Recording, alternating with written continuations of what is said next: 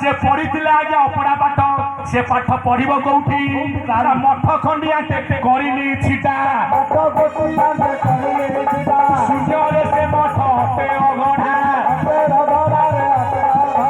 महाशून्य ठारे से चाट सारी ब्रह्म महिमा निवास स्थली से अपढ़ा अतिसार धन से पाठ जी पढ़ी बाबूरे जगत से अमर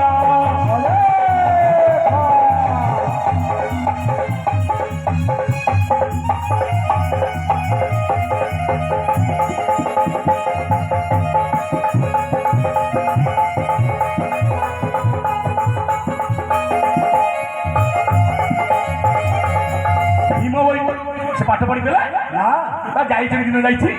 सप्तम अष्टम नवम दशम 11 वर्ष हेला 10 वर्ष से बसाक संगते दिन बुली दिन गला किंतु ज्ञान पाइले कौन कहले 16 वर्ष रु मुई करिली कविता एकारागे रांधिली मु दोए घोड़ा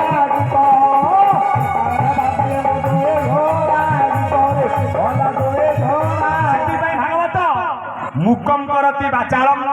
पंगुं लंघयते गिरि जद कृपातम हंग बंदे परमानंद मुजाकु हुओ सदय ज्ञानता हुबरु दय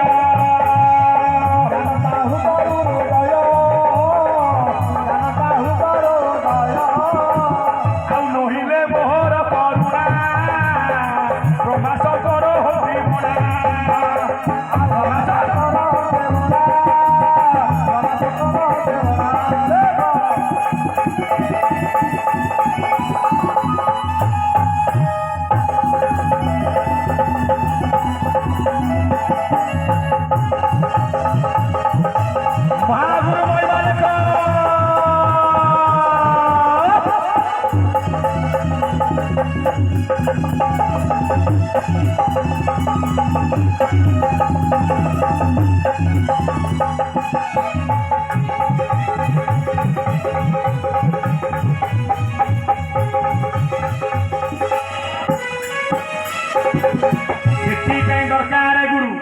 रामचंद्र गुरु करते